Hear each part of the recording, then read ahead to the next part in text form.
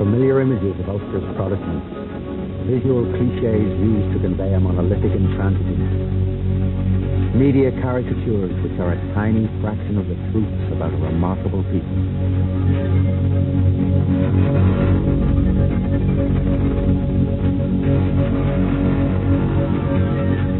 The Ulster Scots, or Scots-Irish, were America's first frontiersmen.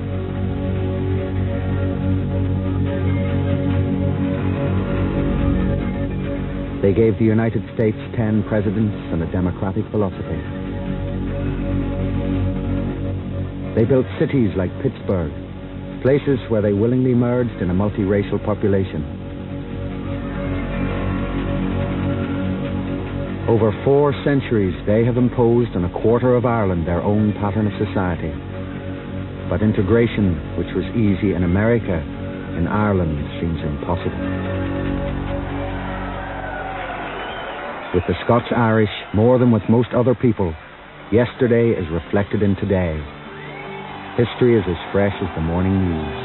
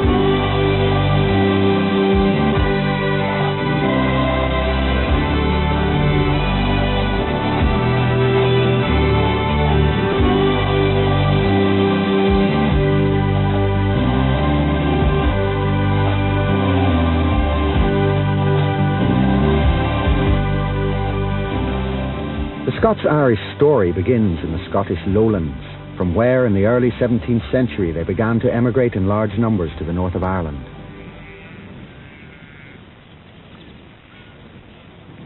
From the Scottish borders came one of the most important components of the Scots-Irish, the riding families, Armstrongs, Johnstons, Bells, Grahams, violent outlaws who lived by raiding across the border into England.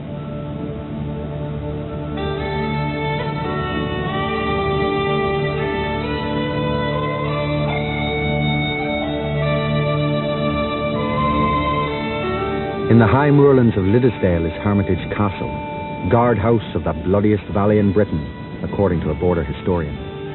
It was from strongholds like this that the better-off border thieves could defy the power of government, Scots or English.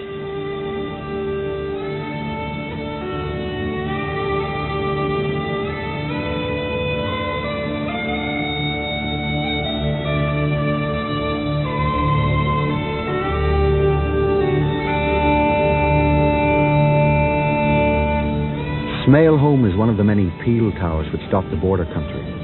It belonged to the Pringles, one of the most notorious of the feuding clans of the eastern borders.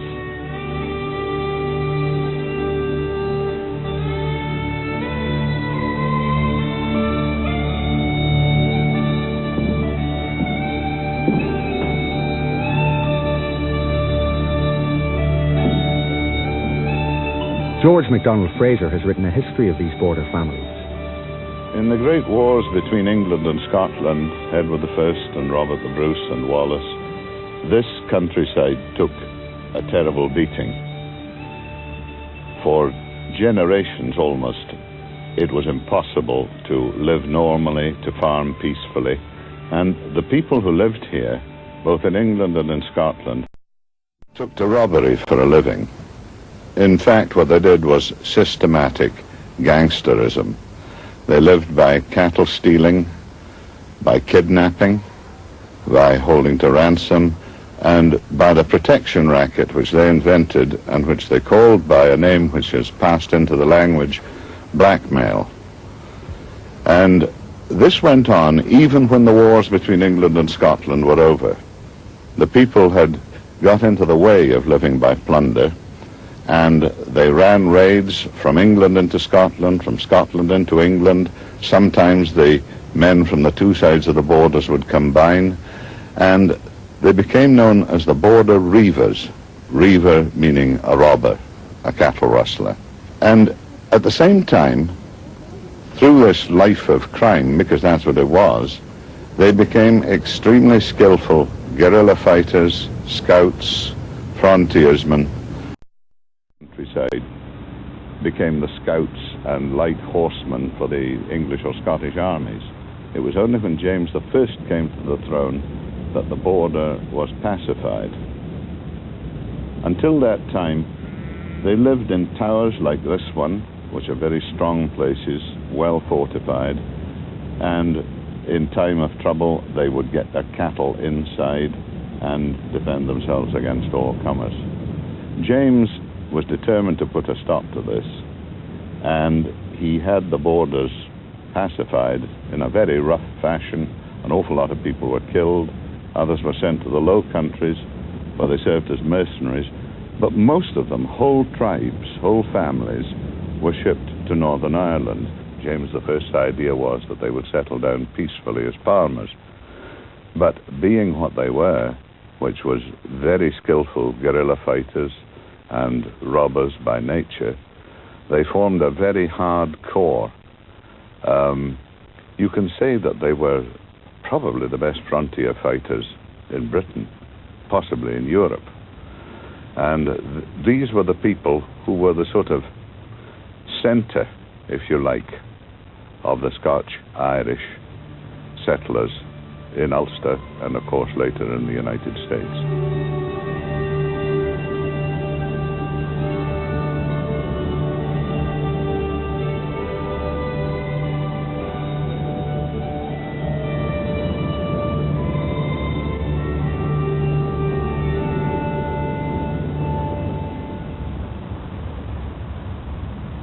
The Scots who came to Ireland had undergone a totally transforming experience, the Scottish Reformation.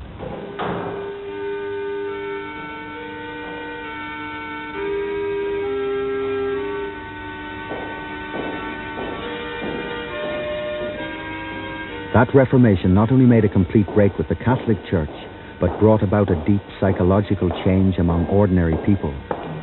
It showed the individual that he did not need a priest or a king to think for him. This was the beginning of the great radical tradition of the Scots-Irish.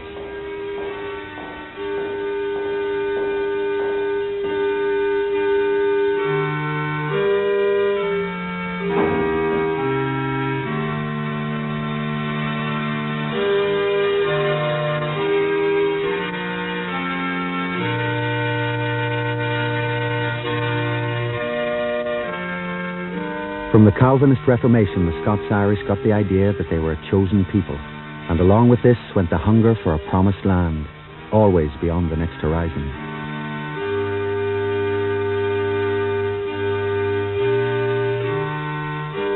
The words Zion and the land of Canaan keep reappearing in sermons and political speeches throughout Scots-Irish history.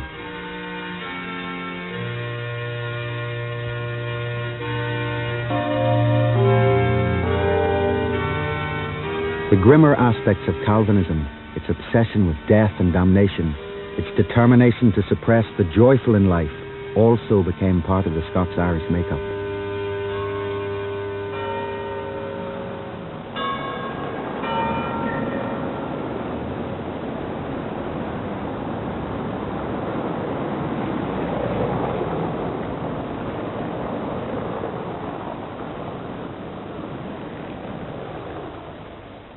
From its headquarters in Edinburgh, the Reformed Kirk persecuted witchcraft remorselessly.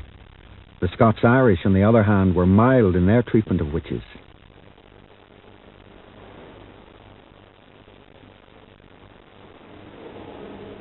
John Knox, founding father of the Reformation, was a great educationalist. The majority of the Scots emigrants were tenant farmers, neither horse thieves nor religious fanatics.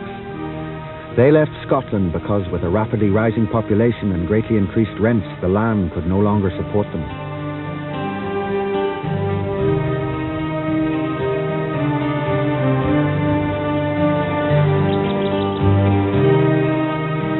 Cattle were virtually the only wealth of the Scottish countrymen, and in the emigration to Ireland they were as important as people.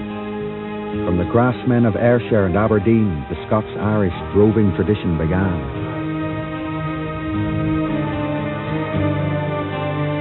Many of the Ulster settlers came from rich lands in Lanarkshire and Wigton. They were skilled grain growers, and this was a vital factor in the success of the Ulster plantation. These emigrants were so numerous that one writer compared them to swarms of bees rising from the fields of Scotland.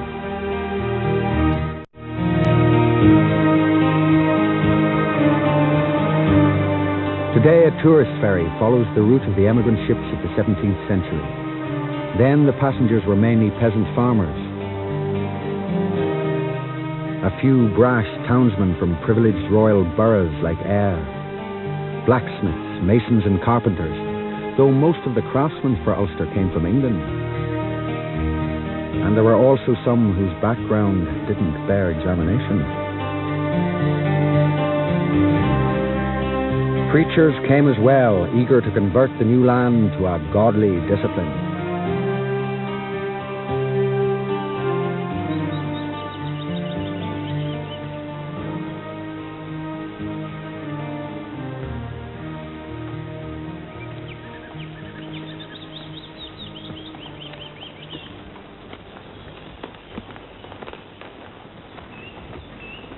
When I landed in Ireland, I met some men parting from their cups, and all things smelling of garlic.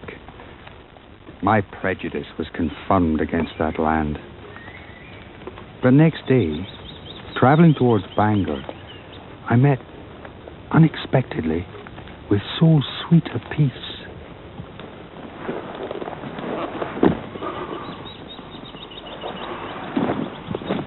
Oh, Lord, I feel thy blessing upon me. There is such joy in my heart. Thou art as dear to me here in barbarous Ireland as thou wert in my ain dear land.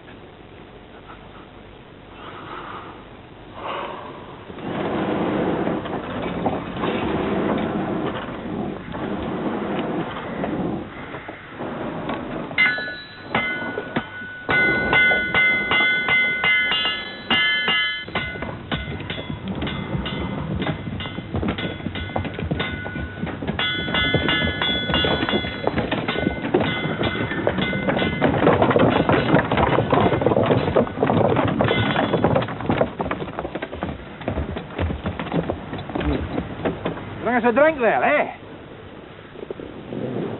And what might you be?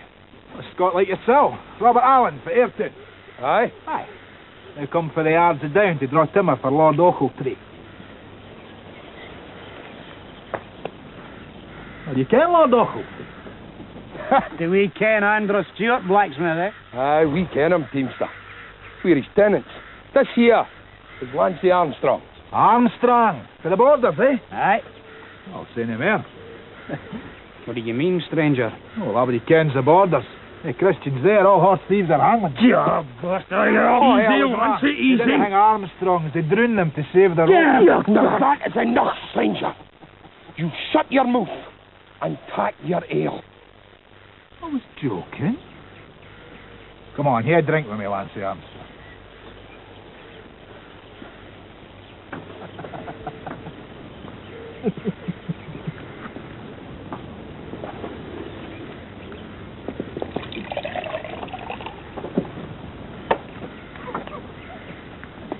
What, see you in the wagon? What do I in the wagon, eh?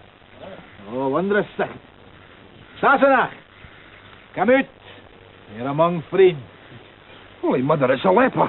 Oh, leper. And then a poor English carpenter, fair frozen with the Irish rain. He put his head above this sack sign we left. Oh, come in, man. Tack some ale. Take the ale, man. Come on, get some warmth. Hey, he's cried Baptist Christmas. There appeared to lost his head like the Baptist in Holy Writ, eh? If the wood cairn didn't get him, the wolves will. Wood turn? Be they demons? Be they demons? How long have you been in Ireland, Carpenter? 4 weeks. That's 4 weeks and 3 days since I took ship from Chester to the Newries. A month in Ireland and you've never heard of the Wood Camp? The forests are full of them. Irish outlaws. And they're all papists to a man. And they hate nothing more than an Englishman. And a Protestant. Jeez, you mercy, I was back in Norfolk. Don't be a feared man. Drink up your ale. Aye, we're in fair need of good carpenters like you. We'll look after you. God's curse on the English. The old enemy. What good are they to us here now? They're feared to go to the fields to plough the land, and they daren't raise cattle in case the Irish steal them. We need the English to put the build the tunes to civilise this land. Wind and piss, that's the English. If it wasn't for us Scots folks building and ploughing and sowing and reaping, the folk would starve. Aye, and the whole planting of Ulster would just wither awa. Feel me! More ale and make it quick. Why don't you sit yourself down, man?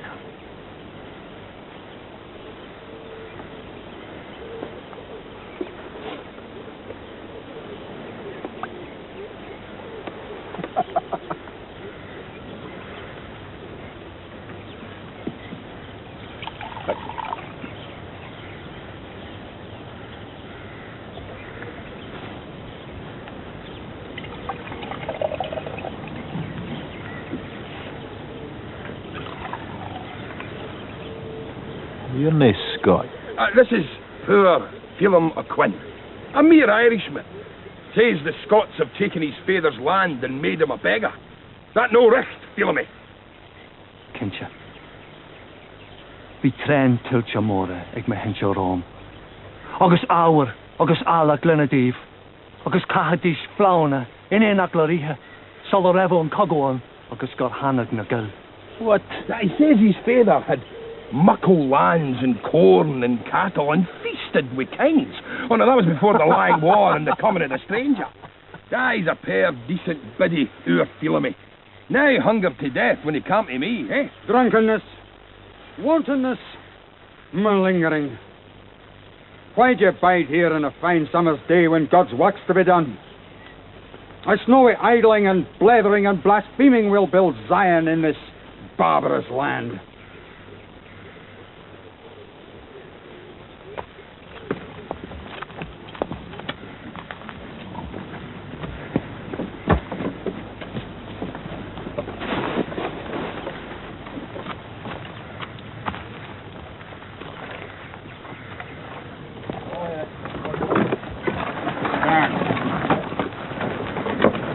Blacksmith, have you yet wrought the weapons to save us when the host of Midian attack? Aye. Hold on, blacksmith. Tell me why you have this papist Irishman on your lands, again all the decrees and ordinances of our Lord the King, and in plain defiance of my Lord Ochiltree, whom, as you well ken, is nephew to the great and sainted John Knox. With the greatest of respect to your clave, Minister, Phelim O'Quinn is neither crofter nor cotter, but he's a nobody except a poor Irish servant. We'll in you, Mr. Blacksmith. That is the will of our Father in heaven. Why? Let them be to you as Gibeonites, the hewers of wood and the drawers of water. Go in peace, poor misguided being. May the Lord make thee see the error of thy ways before the flames of hell devour thee.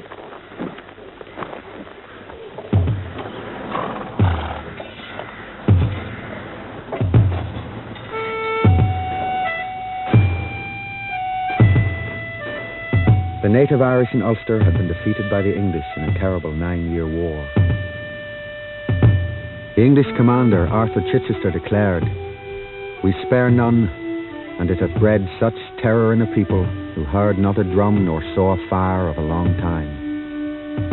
Hugh O'Neill and the other defeated Irish chiefs sailed from Donegal to exile in Europe. They were never to return.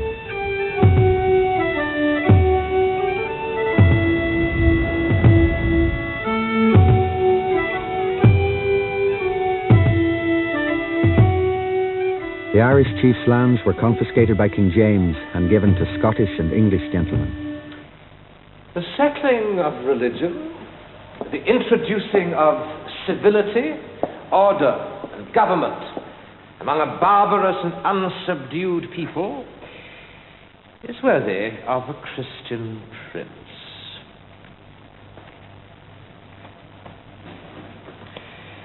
What do you think of that, Nigel? Most commendable sentiments, Your Majesty. Most commendable. It is my gift to posterity, the final solution to the Ulster problem. The Irish will be eternally grateful to Your Majesty.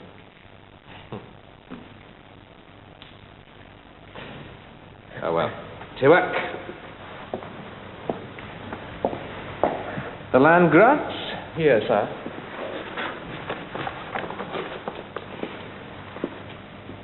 Jamie Cunningham of Glengarnock, what does he get? 2,000 acres, Majesty. 2,000? How can he meet the terms of the contract?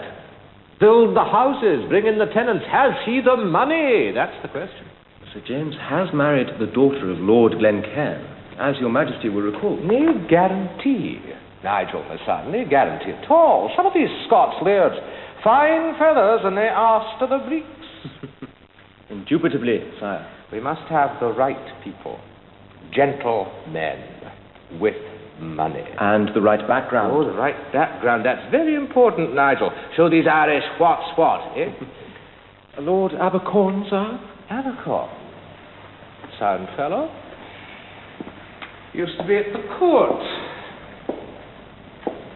He has a fine place at Paisley. Give him 3,000 acres.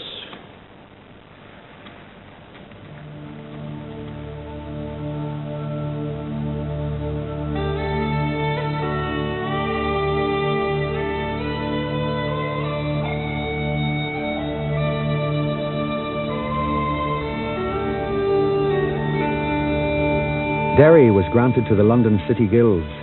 It was intended for English settlers, but the aggressive Scots, pouring in from the port of Glasgow, soon took over. The English are but weak and few in number, the Scots 20-1 to the English, and having the prime trade in town and country thrive and grow rich. The Irish, for the most part, beg, being the reward of their idleness.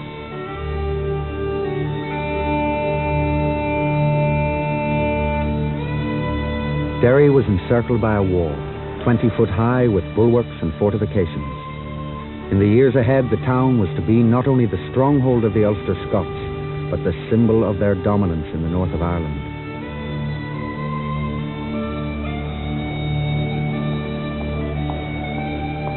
Coleraine, another of the new settlements, was granted to an English landowner, but again the Scots took over.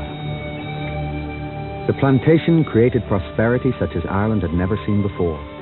Towns were built, markets were established, and trade flourished. The native Irish, driven from the good land, looked sourly on.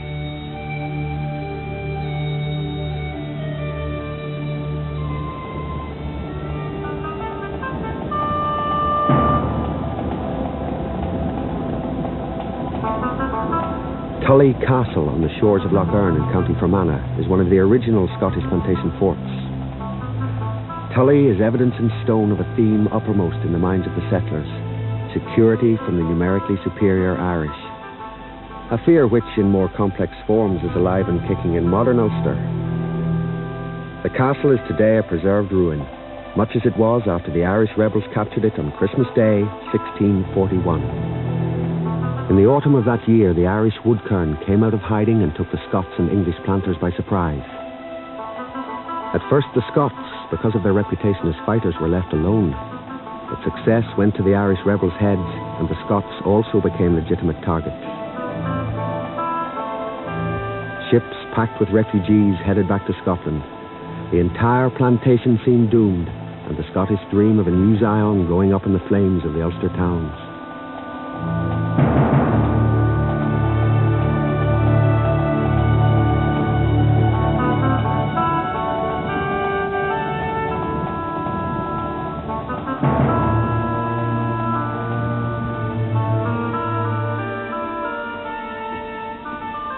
He rebellion which broke out in Ulster in 1640 and spilled over into war in 1642 was to exercise a profound impact on the minds of Ulstermen for generations to come. Even when the king was safely restored in 1660, the Church of Ireland for many years continued to have a special service of thanksgiving on the 23rd of October, the anniversary of the outbreak of the rebellion, to give thanks for the safe deliverance of the kingdom.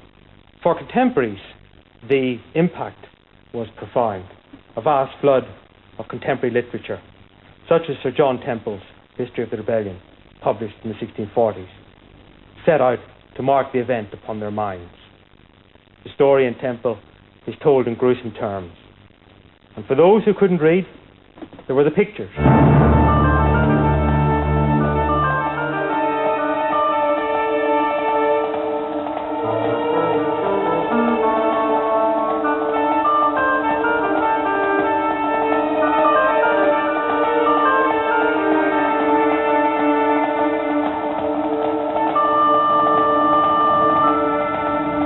A year after the rebellion, the self-styled saints came marching in, a Scottish army with fanatical chaplains determined to impose their own extreme Calvinism upon the country. From their headquarters in the old Norman castle at Carrickfergus, they prepared to reconquer Ulster.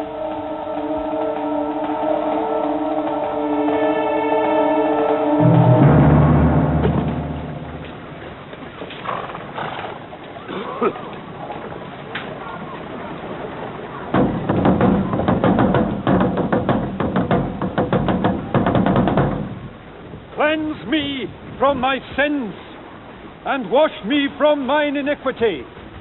For I acknowledge my transgression, and my sin is ever before me. Though there be among you drunkards and whoremongers, yet are ye the Lord's army sent from Scotland to crush the bloodthirsty and idolatrous Irish. Our sovereign holy Lord has used this scourge of rebellion to make way for a fuller planting of the gospel. Today is the first presbytery of the Reformed Church set up in Ireland, with you, the chaplains and elders of the new Scots regiments, go forth with the grace of God in your hearts and your swords in your hands. The chaplains of the Scottish Army organised the first Calvinist congregations in Ulster. From the Scottish garrisons in Antrim and Down, Presbyterianism spread to the surrounding area and into the counties west of the River Bann. The Presbyterian Church was to provide a formal organisation for the Scots-Irish people.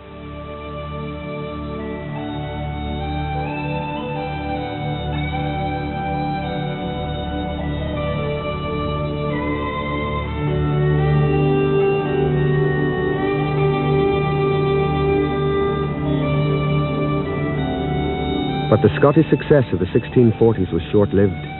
Their army offensive collapsed, and Oliver Cromwell, no friend of the Scots, took control in Ireland. The London View, which has lasted to this day, was stated by John Milton. Scots, being admitted by courtesy of England to hold possession in our province, have proved ingrateful and treacherous guests.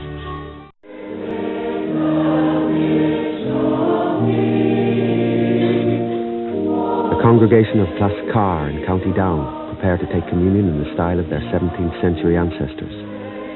They recall the days when the Ulster Presbyterians were savagely persecuted by their Anglican fellow Protestants. As in the early days, tokens of worthiness are collected before the bread and wine is distributed. According to the holy institution, example and command of our Lord Jesus Christ, and for a memorial of him we do this, through the same night in which he was betrayed, took bread. And when he had blessed and given thanks, he brake it. In the 17th century, Presbyterian services were banned and ministers outlawed. For safety, the worshippers often met in the woods, with sentries posted to look out for government troops. After the same manner also he took the cup, saying, This cup is the new covenant in the blood of Christ. This do ye as oft as ye drink it, in remembrance of me. This cup is the blood of Christ, which is shed for many unto remission of sins. drink ye all of it.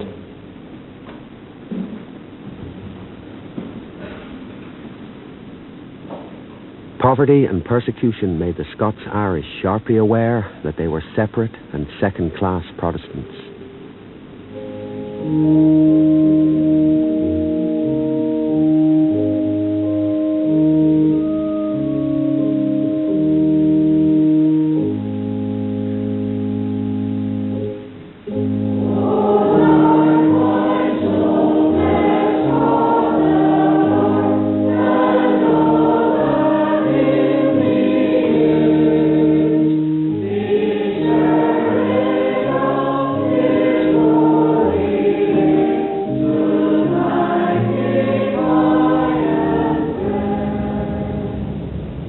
Another strain in the Scots-Irish bloodline came out of southwest Scotland in the 1680s. Here, a breakaway Presbyterian sect formally declared war on the king as an enemy to Christ.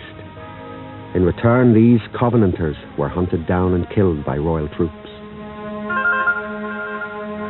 The most famous victims of the killing times were two women, the Wigton martyrs.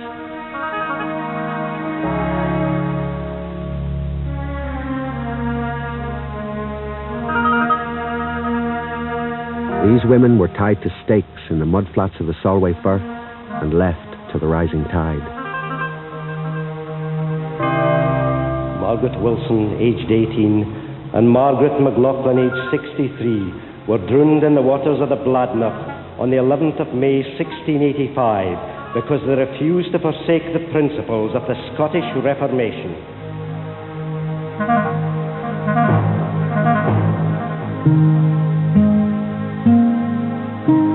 The rebellion of the Covenanters was crushed, and hundreds of the rebels were executed. Many others fled to Ulster.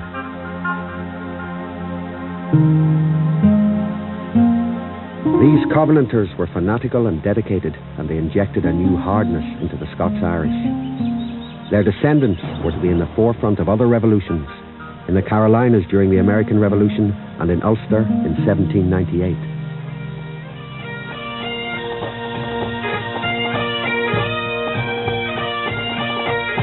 As the century which brought them to Ulster drew to its close, the colonists were celebrating. Scots and English, poor Presbyterians and rich Anglicans had united to defeat another attempt by the native Irish to throw them out. The Catholic King James II, driven from the English throne, came to Ireland to win back his crown. Protestants, their differences forgotten, made a united stand behind the walls of Derry. The starving defenders ate dogs, cats, and rats. Their sufferings turned the siege into the first great Scots-Irish epic. A powerful religious faith sustained them.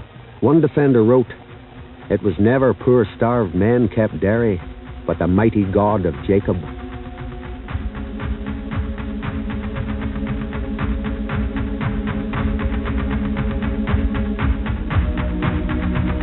William of Orange completed the defeat of King James and the Irish at the Battle of the Boyne.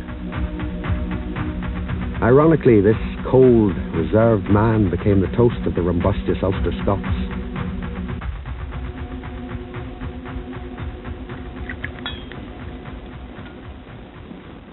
The glorious, pious, and immortal memory of the great and good King William, who redeemed us from popery, slavery, brass money, and wooden shoes. May we never lack a Williamite to kick the arse of a Jacobite, and a fart to the Bishop of Cork.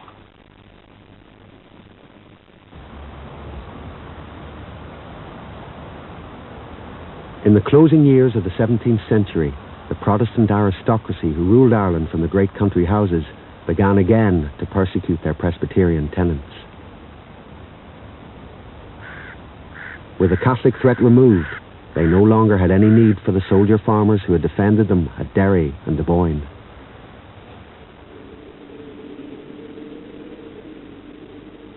In the bleak winters that marked the new century, the lords and bishops, people who had made fortunes from the Ulster plantation, found comfort in looking back to the early days of the settlement.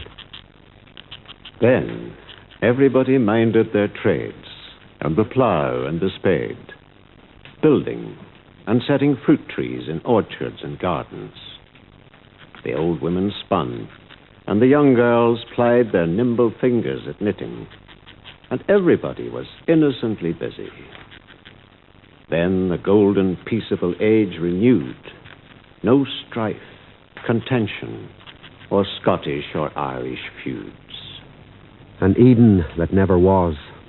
But outside was the uncomfortable reality, a land of conflict and injustice. John Scott, Presbyterian preacher, expelled from his church and home. John Smiley, tenant farmer scratching a living on 20 acres.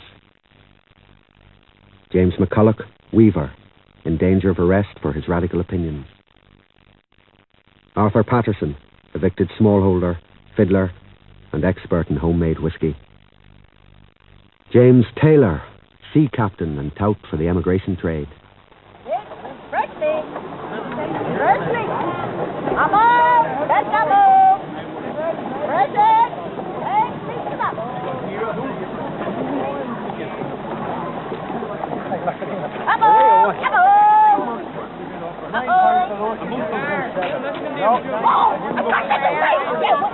Oh, look at that devil.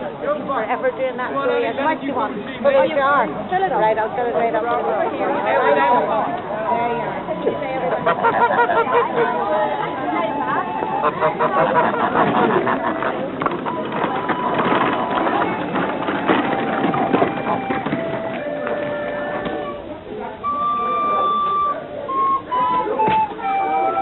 Get away, little boy. Go on. Don't you come back here again.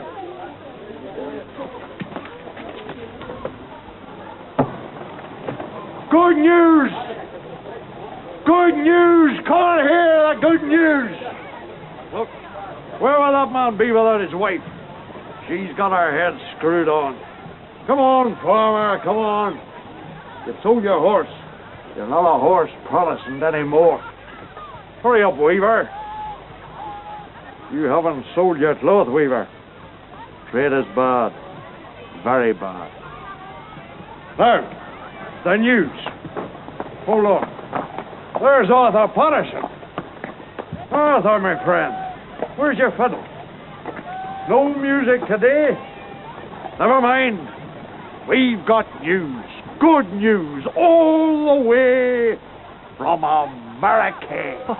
From America? That's the place. All the land you need. Work for them that wants to. And food and whiskey for everybody. You want to stay here? God-forsaken Ulster. Hasn't been a harvest for 5 years. Decent Protestants dying of hunger. That's true enough.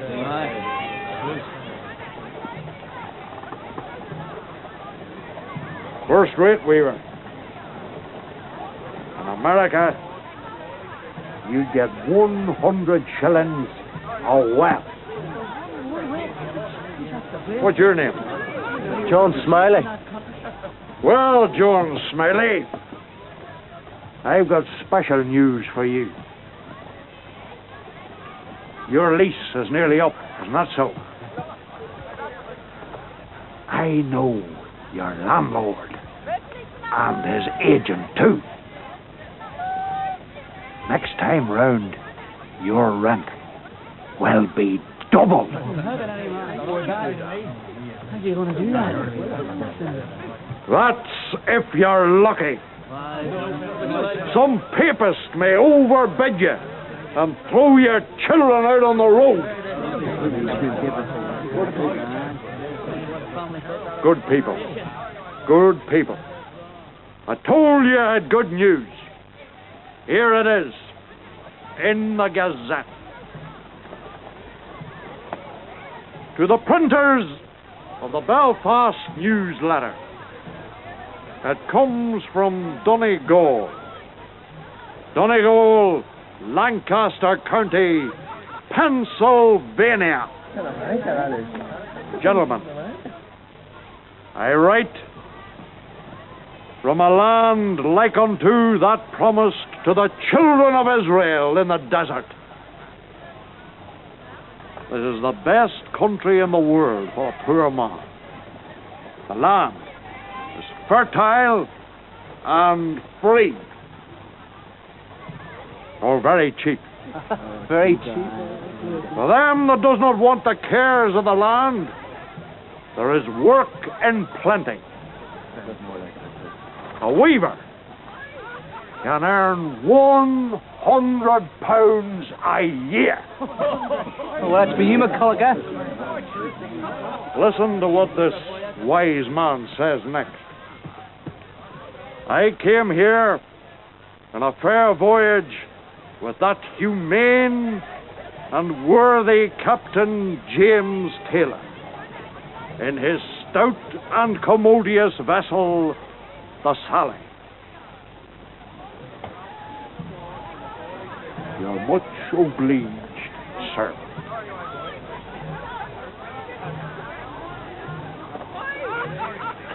Come now, you timorous fellas. The Sally sails for Philadelphia in a month. Who'll be on it? It's well for you, Captain. But where's the passage money to be found in times like these? Passage money, says he. Who spoke of passage money? All you have to do, and you may not believe this, gentlemen, is sign this paper. The British colonies of North America offered a fresh opportunity. Many were ready to sign away their freedom for the next 4 years and become indentured servants in exchange for a passage to the New World. You'll be on the high seas within a month. Aye, Weaver.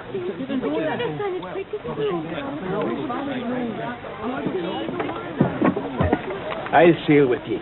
Then sign, man. The ship's nigh full. I'm a weaver. I'll pay my fare. Oh, get out of the way, son.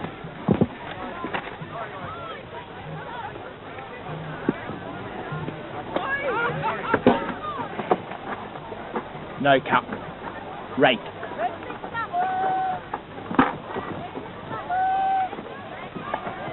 Received from James McCulloch the sum of £6 for his and his wife's passage on this day, the 27th of April, 1720. Brethren, this is the land of our bondage, as Egypt was to the Israelites of old. Here, we Presbyterians cannot be magistrates or even postmen unless we take communion in the house of idolaters. Here it is not lawful for us to marry in our own kirk, for we will be called fornicators, and our children bastards. Brethren, let us depart from here, for God has appointed a new country for us to dwell in. Let us be free from these pharaohs, these wreckers of rent and screwers of titles, and let us go on to the land of Canaan. For we are the Lord's own people, and he shall divide the ocean before us.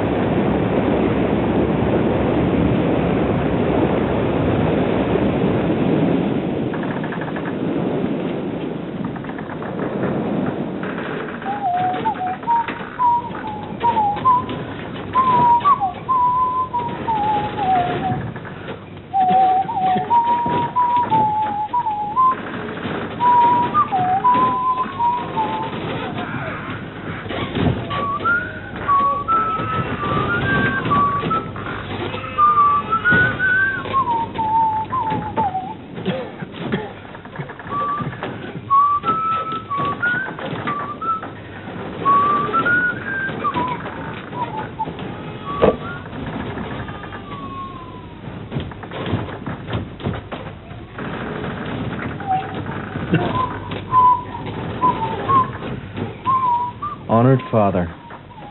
On the 31st of May we lost sight of Ireland. We had our full allowance of bread and water only for the first fortnight. First, we had a southwest wind which drove us so far north that our weather became extremely cold. On July the 12th, we espied a mountain of ice of prodigious size. On the 13th, our weather became more moderate, and on August the 1st it became extremely warm.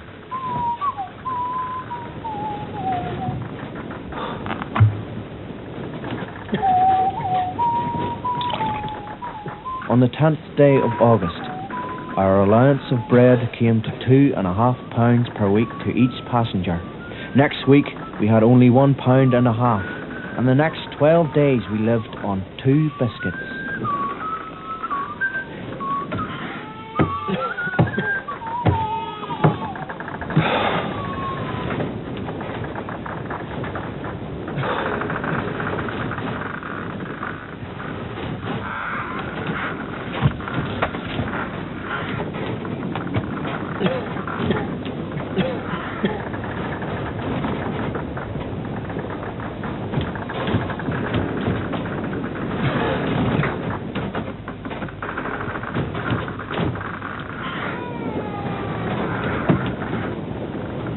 It's the 19th day of August.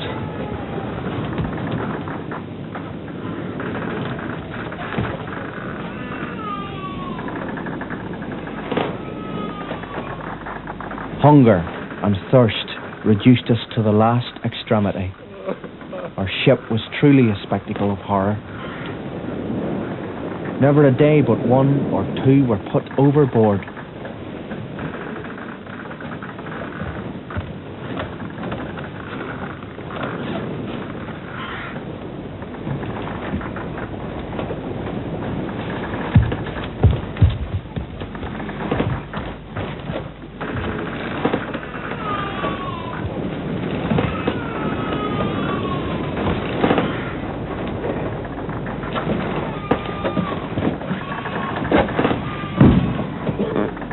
Many killed themselves by drinking salt water.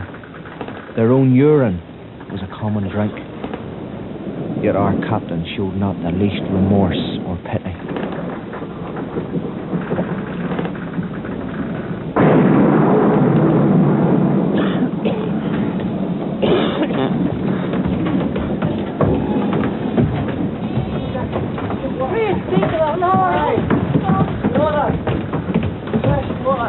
On that day, the Lord was pleased to send the greatest shower of rain I ever saw, which was the means of preserving our lives.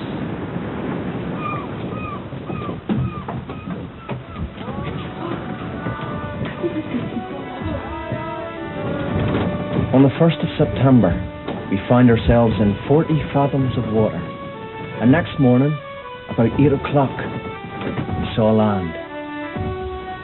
Our crossing had lasted 14 weeks and 5 days.